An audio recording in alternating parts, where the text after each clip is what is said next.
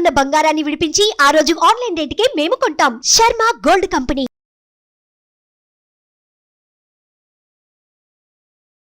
నమస్కారం, నేను మీ జాహ్నవి. మనతో ఉన్నారు ప్రముఖ జ్యోతిష్య వాస్తు పండితులు, జ్యోతిష్య వాస్తు శిక్షణ నిపుణులు, లలిత ఉపాసకులు బ్రహ్మశ్రీ నానాజీ పట్నాయక్ గురువు గారు. అయితే వారాహి నవరాత్రులు ప్రత్యేక కార్యక్రమంలో భాగంగా మరి ఏ రోజు అమ్మవారిని ఏ విధి విధానాల ప్రకారం పూజించాలనేది డీటెయిల్డ్గా గురుగారి మాటల్లో తెలుసుకుంటున్నాం కదా. మరి 8వ రోజు శనివారం నాడు ఆచరించవలసిన విధి విధానాలు ఏమిటో ఒకసారి గురుగారి మాటల్లో తెలుసుకుందాం. నమస్కారం గురుగారు. శ్రీమాత్రే నమః. అయితే 8వ రోజు శనివారం వచ్చింది. మరి ఆ రోజు ఏ విధంగా అమ్మవారిని పూజించాలి, కలిగే ఫలితం ఏమిటి గురుగారు? ఆ రోజు మనకి శనివారము, హస్తా నక్షత్రము, సప్తమి తిథి వచ్చిందమ్మా ఆ రోజు. సో సప్తమి తిథి చాలా మంచి తిథి. అంటే ఏదైనా ఒక సంకల్పం తీసుకుంటే మీకు నెరవేరుతుంది. అన్ని తిథులు మంచివే. అయితే ఇక్కడ ఏంటంటే ఎవరికైనా మోసం జరిగింది అనుకోండి, ఏమంటే మా భూములు కబ్జా చేశారు, ముఖ్యంగా అమ్మవారు ఏంటంటే భూ సంబంధించిన వివాదాలు ఏమైనా ఉంటే అమ్మవారిని కనుక శరణు వేరితే అవి మనకి దక్కుతాయి. వరాహస్వామి యొక్క శక్తి కాబట్టి. అయితే ఇందులో కొన్నిసార్లు ఏం జరుగుతుందంటే సొంత వాళ్ళే, సొంత అన్నదమ్ములు, సొంత అక్క చెల్లెళ్ళే, నిన్న కాక మొన్న ఒక జాతకం చూసినప్పుడు ఆ అమ్మాయి యొక్క భూమిని శుభ్రంగా వాళ్ళ సిస్టర్ మదర్ కలిసి అమ్మేస్తున్నారు. సమానంగా ఇవ్వాలిగా. అంటే వీళ్ళ అమాయకులు, వీళ్ళు ఏమన్నారులే అనేటువంటి భావనతో కొంతమంది ఏం చేస్తారంటే ఇంట్లో వాళ్ళే, బయట ఎవరో కబ్జా చేయడం తర్వాత సంగతి, ఇంట్లో వాళ్ళే మోసం చేస్తుంటారు ఒక్కోసారి. అంటే కలియుగం కదమ్మా. కొన్ని సందర్భాల్లో బయట వాళ్ళు ఎక్కడైనా చేయడం, లేకపోతే సహజంగా భూమి అనే కాకుండా న్యాచురల్గా ఏదైనా మోసాలు జరుగుతున్నాయి వాళ్ళ లైఫ్ అన్ని రంగాల్లోని. అప్పుడు ఆ మోసం అనేటువంటిది అమ్మ నాకు జరుగుతుందని ఈ యొక్క హస్తా నక్షత్రం శనివారం రోజు ఉన్నప్పుడు కనుక మనం చేసుకుంటే క్లియర్ అవుతుంది. రెండవది, జలగండాలు ఉంటాయి కొంతమందికి, లేదా బ్రీతింగ్ రిలేటెడ్ ఇష్యూస్ ఉంటాయి ఆరోగ్యపరంగా, లేదా ఆథరైటిస్ రిలేటెడ్ సంబంధించిన, ఎందుకంటే శని మోకాళ్ళకి కారకుడు, శనివారం వస్తుంది, అందుకని ఈ మోకాళ్ళకి సంబంధించిన ఇబ్బంది ఉన్నా, బ్రీతింగ్ రిలేటెడ్ ఇష్యూస్ ఉన్నా కానీ ఈ వారం చేసుకునేటువంటి దేవతారాధన అద్భుతమైన ఫలితాలు ఇస్తుంది. దీంతోపాటు ఈరోజు అమ్మవారికి జలముతోని తర్పణంలా చేస్తారు, మనకి అభిషేకం చేస్తూ ఉంటారు. జలంతో అభిషేకం చేయడము అమ్మవారికి.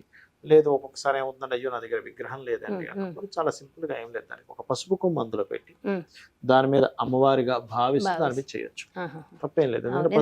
విగ్రహాలు పెట్టలేరు కాబట్టి పసుపు కొమ్ము పెట్టి కూడా చేయవచ్చు. జలంతో చేయడం వల్ల ఏమిటంటే ఇక్కడ ఫలితం ఏమొస్తుంది అంటే, ఒక్కోసారి చూడండి అమ్మ, కొంతమంది ఉద్యోగంలో అనవసరంగా తిరగాల్సి వస్తూ ఉంటుంది. 6 నెలలు ఇక్కడ ఉంటే 6 నెలలు ఇంకో దగ్గర. దీనివల్ల స్కూల్ పిల్లల యొక్క ఇబ్బంది ఇవన్నీ జరుగుతూ ఉంటాయి. మానసికమైన స్ట్రెస్ ఉన్నటువంటి వారు కూడా అమ్మవారిని శనివారం కనుక జలంతో లేదా పాలతో అభిషేకం చేస్తుంటారు. ఒక్కొక్క నామం ఏమీ లేదు, ఒక గిన్నె తీసుకోండి, అందులో పసుపు కొమ్ము పెట్టండి, పాలు తీసుకోండి, ఒక గిన్నెలో పాలు తీసుకొని చూపిస్తాను కావాలంటే ఇక్కడే కూడా మీకు అది అందుకోండి. ఇందులో ఏంటంటే ఇందులో ఒక పసుపు కొమ్ము వేయండి, ఇందులో పసుపు కొమ్ము వేసి సింపుల్గా ఏం లేదు ఇట్లా పట్టుకొని ఓం వారాహి దేవి అయిన మహానా పసుపు కొమ్ము ఇదిలా వేయండి అంతే. ఇలా కనుక వేస్తే ఏమవుతుంది, పసుపు కొమ్ము మీద చేయడం వల్ల ఈ యొక్క గురుబలం పెరుగుతుందో పక్క. అంటే గురువు చంద్ర సంబంధం నీటితో కానీ పాలతో కానీ చేసినప్పుడు వాళ్ళకి ఈ మోసాలు, అనవసరంగా తిరగడాలు, నిందలు కూడా పడుతూ ఉంటారు. అసలు నిందలు పడ్డాలు ఇవి పోతాయి. అదేవిధంగా నైవేద్యం అనేటువంటి గూడాన్నము నైవేద్యంగా పెట్టాలి. శనివారం నాడు గూడాన్నం నైవేద్యంగా పెట్టాలి. చంద్ర శని గ్రహాల దగ్గర దీపారాధన చేసి ప్రదక్షిణం చేసుకోండి. వీలైతే ఆ రోజు శివాభిషేకం కూడా చేసుకుంటే మంచి. సప్తమి శనివారం వచ్చింది కాబట్టి గోవులకి బెల్లము, బియ్యపు పిండి కలిపినటువంటి ఉండల్ని తినిపిస్తే కూడా చాలా అద్భుతమైనటువంటి ఫలితాలు కలుగుతాయి. అయితే ఒకసారి మరి పూజా విధి విధానం కూడా తప్పకుండా. ఇక్కడ ఏంటంటే మనకి ఏ మంత్రము తంత్రము చేయడం రాదు అనుకున్నప్పుడు కూడా సింపుల్ గా చేసే విధానం చెప్తాను. మొట్టమొదటిగా ఒక చిన్న పసుపు గణపతిని చేసుకొని కూడా చేయొచ్చు. ఒక చిన్న ముద్దలాగా, అంటే అది గణపతి అని మనం ఫీల్ అయితే చాలు. గణపతి షేపు, ముఖం రాలేదు, దానికి చెవులు, ముక్కు అన్ని ఉండాలని రూల్ ఏమి లేదు. ఇది మొట్టమొదటిగా మీరు అర్థం చేసుకోండి. గణపతి పూజ చేయాలి ఇప్పుడు కూడా. ఇప్పుడు సహజంగా అయితే శుక్లాంబరధరం విష్ణు అనేటువంటి చదువుతాం, లేదా గణానాం త్వా గణపతి కుంభమామసే అని చదువుతాం. మీకు గణపతి మంత్రం కూడా రాదు. ఓం మహాగణాధిపతయ నమః అనుకుంటే ఒక 11 సార్లు ఇక్కడ ఏం సరిపోతుంది. ఓం మహాగణాధిపతయ నమః, ఓం మహాగణాధిపతయ నమః, ఓం మహాగణాధిపతయ నమః. మనసుని పెట్టి మనసుతో చేయాలి. సో గణపతి పూజ అయిపోయింది. ఇప్పుడు దాని తర్వాత దీపపు కుందికి దీపం వెలిగించి దీపానికి కుంకుమ అద్దండి, దీపం వెలిగించండి. మీరు ఎప్పుడు కూడా గణపతి పూజ తర్వాత దీపారాధన దీపానికి ఒక్కసారి నమస్కారం చేసుకొని అక్షింతలు కుంకుమ అంటించడం, కుంకుమ పెట్టండి దీపానికి, కుంకుమ పెట్టి నమస్కరించుకోవాలి. దీపం కూడా సాక్షాత్ స్వామివారి అమ్మవారి స్వరూపమే అని చెప్పి భావిస్తూ పెట్టాలి. అంటే మీకు ఆ భావన కలగాలి. ముఖ్యంగా ఎప్పుడు కూడా పూజ చేసేటప్పుడు భావన చాలా ముఖ్యము, గుర్తుపెట్టుకోండి. ఆచమనం చేయాలి. ఓం కేశవాయ స్వాహ, నారాయణాయ స్వాహ, మాధవాయ స్వాహ అంటాము. కేశవనామాలు మొత్తం వచ్చు. ఓం గోవిందాయ నమః, విష్ణవే నమః, మధుసూదనాయ నమః అని. అన్నీ వస్తే అన్నీ చేయొచ్చు, లేవంటే అన్నీ రావు అనుకుంటే నారాయణ నారాయణ అనుకున్నా సరిపోతుంది. కొన్ని అక్షింతలు తీసుకోండి, వాసన చూసి ఎడమ చేతి నుంచి పక్కకు పడేసేయండి. అలాగే వాసన చూసి అక్షింతలు వేసిన తర్వాత ప్రాణాయామం చేయాలి.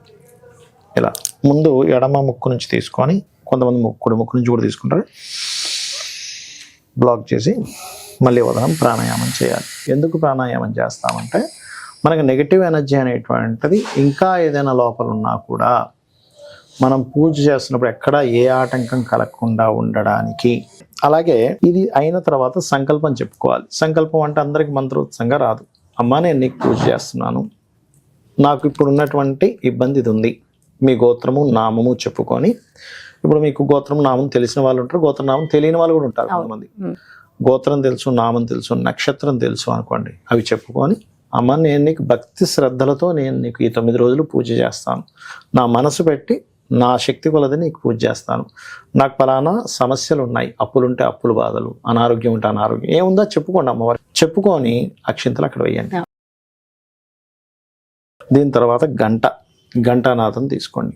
గంటను వాయిస్ కూడా మంత్రం ఉంటుంది. కాకపోతే ఇక్కడ మనకి ఏంటంటే అంతా కూడా మనకి మంత్రం రాని వాళ్ళ కోసం ప్రత్యేకంగా చేసే విధానం చూపిస్తున్నాం. అందుకని ఏంటి, వారాహిదేవి నమః అనుకుంటూ గంట వాయించవచ్చు, తప్పులేదు. ఒకవేళ ఎవరికైనా కలశంతో చేసుకోవాలని ఉంది, వాళ్ళ కలశం పెట్టుకోవచ్చు. వాళ్ళకి ఆనవాయితీ ఉంటేనే కలశం పెట్టుకోవాలి. 9 రోజులకి ఆ కలశం అట్లాగే పెట్టుకోవచ్చు, కానీ ఆనవాయితీ ఉండాలి. ఆనవాయితీ ఉంటేనే. ఇప్పుడు ఇంకొకసారి అంటే శాస్త్రోక్తంగా గణపతి పూజ చేస్తారు మళ్ళీ ఒకసారి గణపతిని. అలా లేదు, ఒక్కసారి మళ్ళీ మహాగణాధిపతి నమః అనుకుని అక్షింతలు వేసుకోవచ్చు. ఆ గణపతి దగ్గర వేసినటువంటి అక్షింతలను తీసి తల మీద చల్లుకోండి. అంటే మీకు గణపతి పూజ ఎందుకు చేస్తామంటే ఈ పూజలో ఎక్కడా కూడా మనకి ఆటంకం కలగకుండా స్వామివారిని చూడమని చెప్పి మనసులో అనుకోవాలి.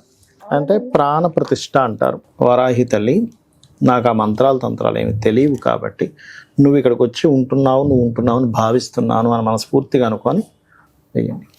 అంటే ఏమిటంటే మీ భావన ముఖ్యం ఇక్కడ. అదేవిధంగా మరొక విషయం ఏంటంటే ఆవాహనం. అంటే ఇప్పుడు చూడండి, మన ఇంటికి ఒక అతిథి వస్తాడు, రాండి రాండి అని చెప్పి పిలుస్తాం కదా, అలాగే అమ్మవారిని పిలిచినట్టుగా ఒక ఆవాహనం పిలిచి ఒక కుర్చీ వేస్తాం కదా, అలా అక్షింతలు చల్లాలి.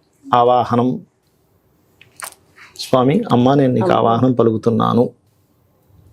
ఆసనం అంటే ఒక సీట్ వేస్తాం, లోపలికి పిలిచాము. ఇప్పుడు అమ్మ లోపలికి రా అమ్మ, మా ఇంట్లోకి వచ్చావు తల్లి, నీకు నమస్కారం, మా ఇంట్లోకి వచ్చిన నీకు నమస్కారం, ఇక్కడ కూర్చో తల్లి అని అనుకొని అక్షింతలు వేస్తున్నాం మళ్ళీ.